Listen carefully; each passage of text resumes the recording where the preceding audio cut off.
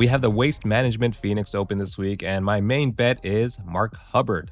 I put 2.5 units on him at 110 to 1 outright win. I had to split the bet in two for a good reason. Bet365 gave a boost up to 1.6 units, and I placed the remaining amount on an unboosted bet slip. So far, the big dogs have been winning this year, with three-digit dogs winning every event so far this year on the PGA Tour, excluding last week's winner Wyndham Clark, who was still a big dog at 80 to 1. I'm not afraid to put money on those guys because I've hit them many times in the past, and suspected this would be the case this year with so many big names going to live. Anyways, about Mark Hubbard, again at 110 to 1. Like last week's winner Wyndham Clark, who also grew up in Denver, so did Mark Hubbard, and that experience will come in handy at altitude this week at TPC Scottsdale.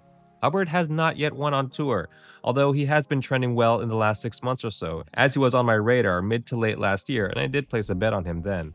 He's starting to trend well once again, with a second at the Farmers and fourth last week at the Amex, both personal bests at those tournaments. He's also trending statistically, with some of the best improvements in the field in the last 2 weeks in strokes gained tee to green and strokes gained approach stats, with the latter being extremely important here.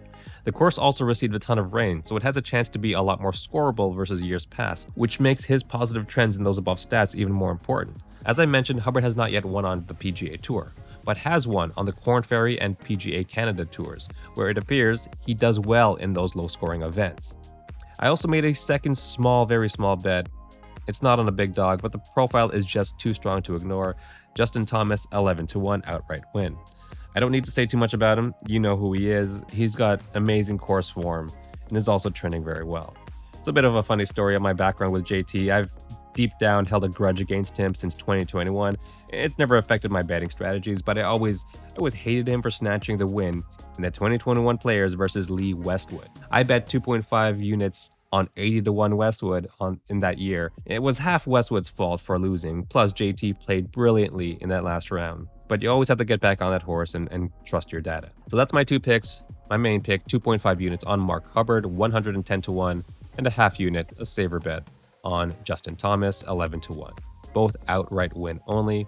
And just a reminder, this is not financial advice. Please bet responsibly and within your own limits. Have fun and good luck.